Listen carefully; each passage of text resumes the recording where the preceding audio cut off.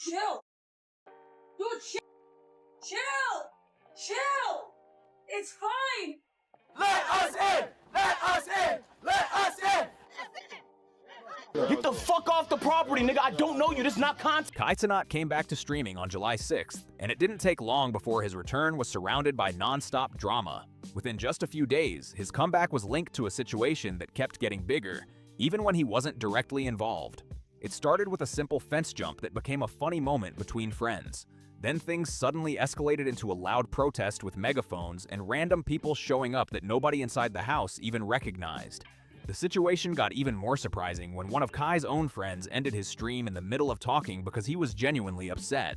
The craziest part is that all of this began over something that still hasn't completely unfolded. So let's rewind to where everything really started, because the first spark was much smaller than a house surrounded by crowds. When Kai revealed the full Streamer University Part 2 lineup during his July 6th return stream, it brought together a huge group of creators looking for exposure and real opportunities. For many of them, this was the kind of moment that could completely change the direction of their channels over the next year. This wasn't some small event that people could easily brush off. Reports claimed that more than 1 million people applied for only around 100 to 150 spots. The lineup of professors featured big names like Agent 00, Duke Dennis, Cypher PK, Ludwig, and Pokemon, with Lizzo also joining as one of the major celebrity additions. That's exactly why not making the final list felt much more disappointing than an ordinary rejection for many creators. I'm black, I'm short, I'm petite, and then it's like, the one I thought I had love for cheated on me, and then it's like, I don't get accepted to university. This was my last stream, because I'm going to be pursuing my dreams to being a full-time rapper. Saying you're done with streaming and planning to become a full-time rapper just because you didn't make the list is definitely not the reaction most people would expect. Chill. Dude, chill. Chill. Chill. It's fine. It's fine. There's something better out there for you. There must be something. He must be planning something, or it might just like... Planning what? This might not be your destiny. Well, you might have a better destiny. It's not that big of a deal. It's that big of a deal to me. It's that big of a deal to me. It's my life. It's my career. It's my dreams. It's everything. For a lot of viewers, it felt like a huge response to a single setback. But Rakai wasn't the only person who took the news that seriously. A lot of people online kept saying it wasn't that serious and claimed nobody was truly upset about it. But after watching the reactions, it was obvious that many of these creators saw things very differently. To them, this wasn't just another list of names. It felt like recognition and a chance to reach a much bigger audience. The group that many viewers expected to see included the Clover Boys, Rakai, Tail, Dez, and Punga. These are creators who have been closely connected to Kai's circle, so their absence caught a lot of people off guard instead of feeling like an expected result. That surprise quickly became one of the biggest talking points around the announcement. Rakai, in particular, wasn't just another applicant. At 17, he gained major attention during last year's Streamer University and later grew that momentum into around 2.4 million followers while averaging roughly 40,000 viewers per stream. Based on that progress, many people believed he had a strong chance of being selected again, which helps explain why the reactions were so intense instead of being dismissed as simple excitement. These weren't just a few brand new creators hoping for their first big break. They had already been part of Streamer University before and had already gained attention, new viewers, and valuable connections from that experience. Because of that, many people felt their strong expectation of getting back in was very different from someone applying for the first time and getting caught up in the excitement.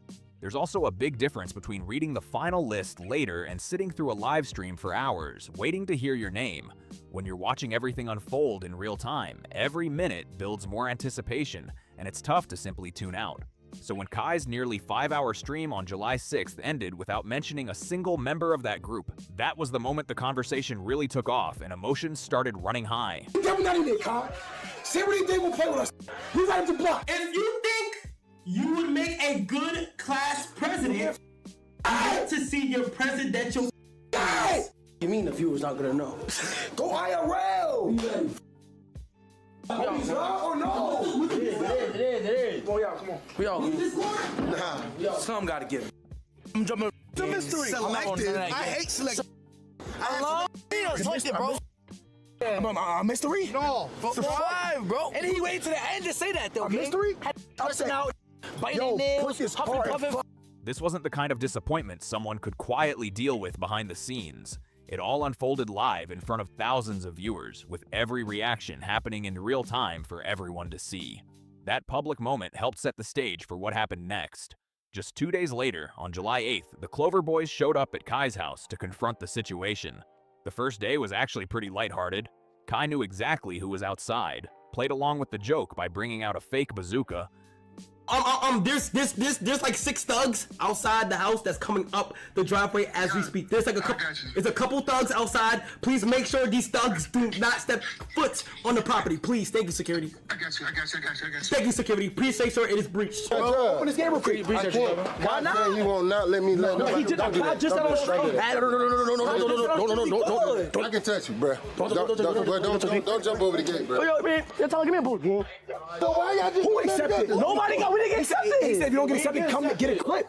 We ain't getting nothing. Look, that's why we coming over. He said we're good. I swear to God, bro. Y'all better go ahead and call cops, bro. They said we're good. Listen, bro. He said go ahead and call the cops, bro. He said we're literally good. It don't matter. No, he did not say that. Call the cops, bro. No, I'm ignoring this, okay? I don't know what they're doing. I don't know what they're planning on doing. They gotta turn around and go home, though. Come on, let's have some respect for the class of 2026, shall we? No, actually, chat.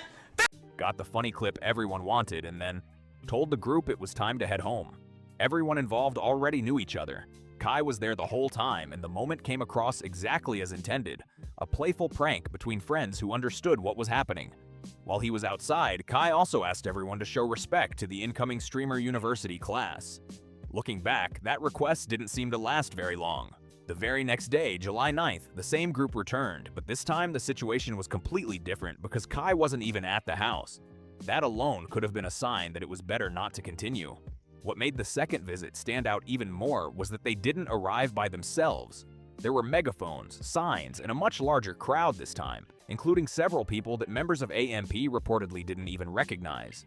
At that point, it no longer felt like a continuation of the joke from the day before. Be so honest with you, chat. I'm gonna be so honest. Oh, y'all listen to me. Stop fucking. I'm not calling nobody. I'm not calling no fucking body. Chat, I'm so fucking mad. It's like, bro, chat, I'm not gonna lie. I'm gonna go protest. I can't just sit back and, bro, Stream University, that's peak. Let us in! Let us in! Let us in! Let us in! Wait, oh my God, let's write our names on it. Oh shit, I seen it. Oh my God, let's erase. Who you think we can erase? Oh gosh, right now. No. It's right there. Wait, let's erase Raymond Mom. That's obvious. I'm so scared. Okay, you can show that right there. What is the board? The board, bro. Look at the board. Okay, listen. I'm gonna go touch it real quick. Come back. It's probably in there. He got most sensors when you walk in. He said the alarms. The situation had clearly grown into something much bigger, aimed at a house where the one person who had previously played along with the prank wasn't even there to respond. A crowd gathering outside someone's home with signs and megaphones is already enough to raise concerns on its own. What drew even more attention, though, was what happened after that. It wasn't only the people outside who became part of the story. Some of Kai's own streamer friends, the same ones involved the previous day, were shown going into his bedroom while he wasn't home. That immediately raised questions about whether everyone involved had permission, since Kai wasn't there to respond or take part this time. The situation also sparked questions about how that access happened in the first place, because that's where the story shifted from an awkward prank into something many viewers saw as a much more serious issue. At the time, Agent was the only AMP member at the house. Making noise outside someone's house is one thing, but having people who are supposed to be your friends walk into your bedroom while you're not even home is a completely different situation.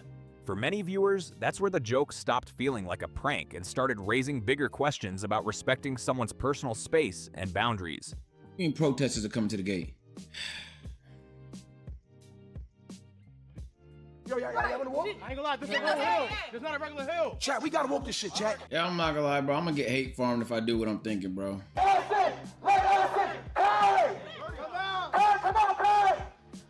Come on! It's not, he don't. I hear somebody coming. Alright, somebody coming. Time to go, guys. Alright. No. I got him. You said what? You're not glowing, that damn. You're not. Come on. You said what? Who's in there?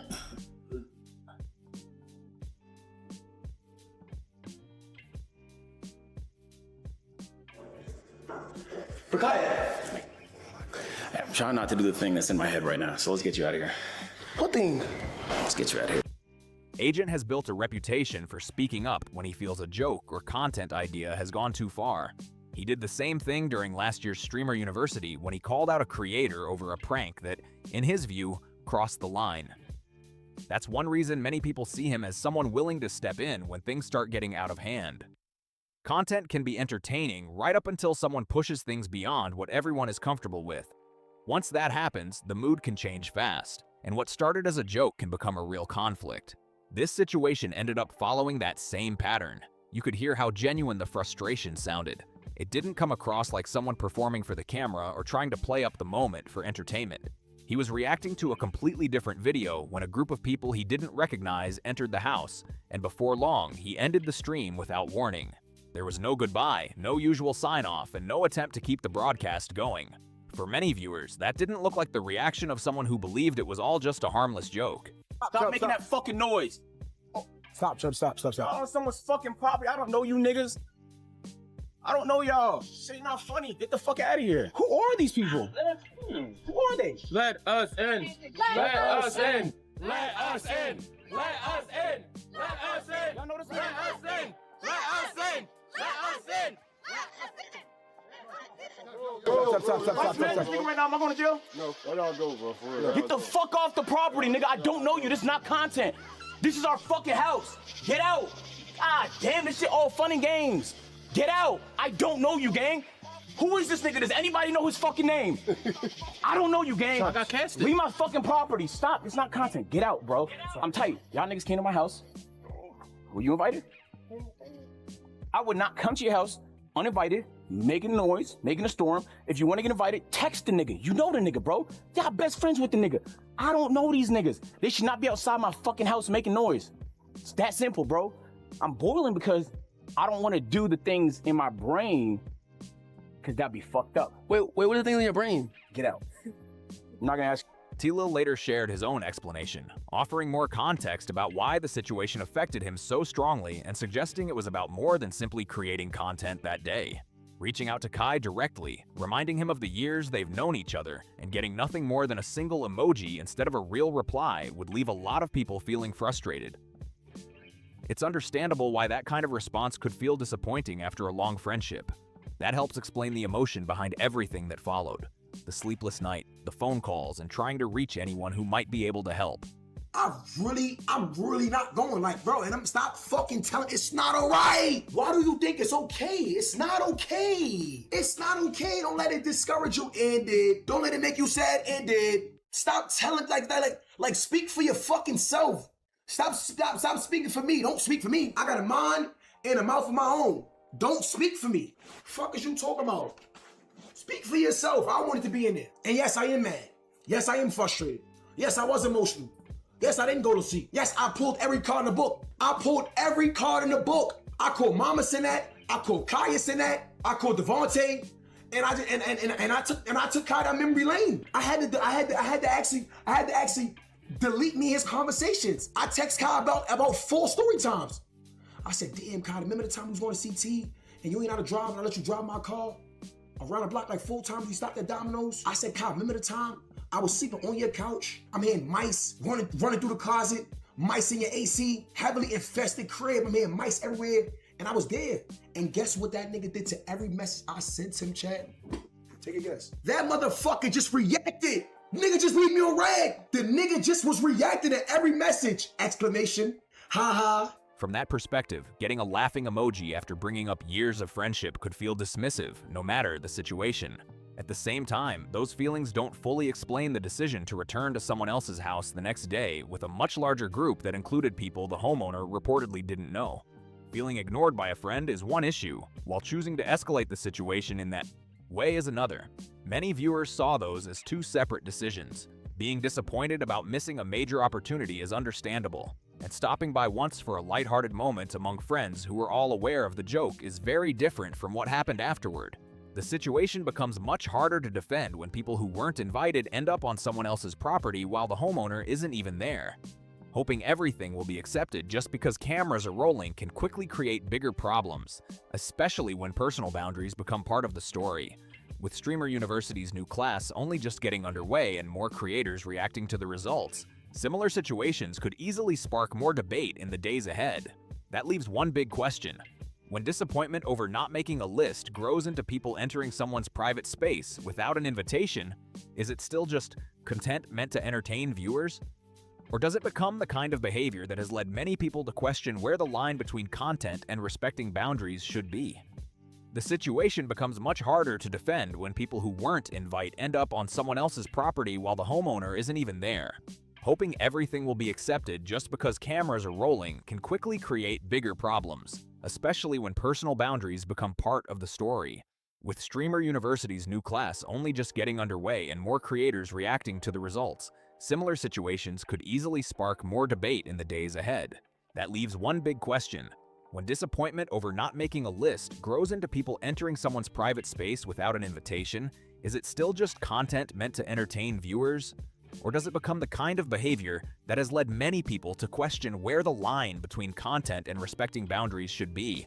No matter where you stand, this entire situation has sparked a huge conversation about friendship, respect, and how far creators should go in the name of content. As more details come out, people will probably keep debating who handled things the right way and who took things too far. What do you think? Was this all just a prank that got out of control, or did it cross a line long before it reached that point? Let everyone know your thoughts down in the comments. If you enjoyed this video, don't forget to like, subscribe, and share it with a friend. Thanks for watching, and we'll see you in the next one.